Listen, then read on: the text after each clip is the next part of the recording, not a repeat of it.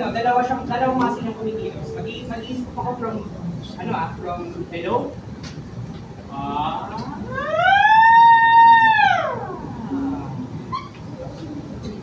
Magkahalo na siya. No? Magkahalo na yung PA and CP. At paano kapag magkahalo ang chest at falsetto? Ano nangyayari? Anong register yung nabubuo natin? Head voice. Mixed Ah, voice. mixed po. Nagets ba natin? Triangle. Nagets natin. Gets, okay. So, kung na-gets nyo na, at familiar ba kayo sa term na chesty mix and heady mix? Okay. Chesty mix and heady mix. So, for example, so let's say for example, 50%. 50%. Balance mix boys yan, no? Hindi ko alam kung sino pa nakagawa ng balance mix boys. Pero kapag mas mataas yung percentage ng CT muscle, yung ating 40 yan, ang tawag dyan ay heady mix. Kasi ang CT muscle ay head voice. Diba? Head voice falsetto. Yan. Kapag naman mas mataas ang percentage nito, for example, 60 to 40, ang tawag dito is PA muscle na gano'n, mas malakas ang PA kaysa sa CT. Ang tawag dyan ay chesty mix. Chesty mix. Chesty mix and heady mix. So, nai-guess nyo ba? Nagbibigay ako ng artist na gumagawa na sasabihin nyo kung chesty mix siya or heady mix. Ariana Grande.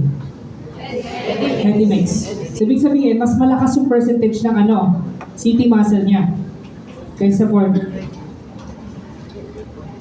Jessie J. Chesty. So, dito siya.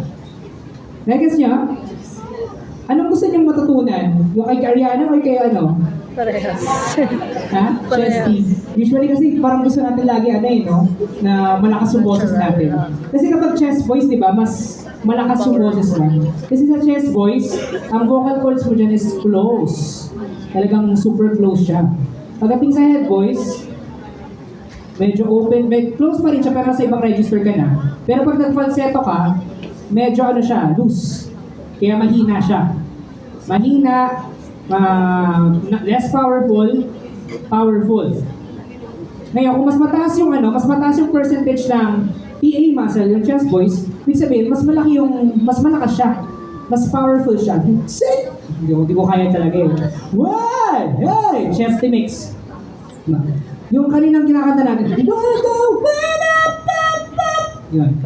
That is my heady mix. Hindi ko siya kayang i-chesty mix kasi wala, hindi ko kaya. Hindi ko talaga kaya eh. That's mix. Mukhang mataas yung boses ko.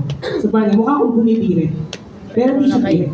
Si Ariana Grande, for me, hindi siya talaga bumibirit kasi naka-heady mix lang siya. Pag sinabi natin birit, na ma-maximize mo yung range ng chest register mo. Okay? Nagigets ba natin yung mga different vocal registers? Ngayon, kanina, yun lang. Okay, sige. Na-differentiate naman natin yung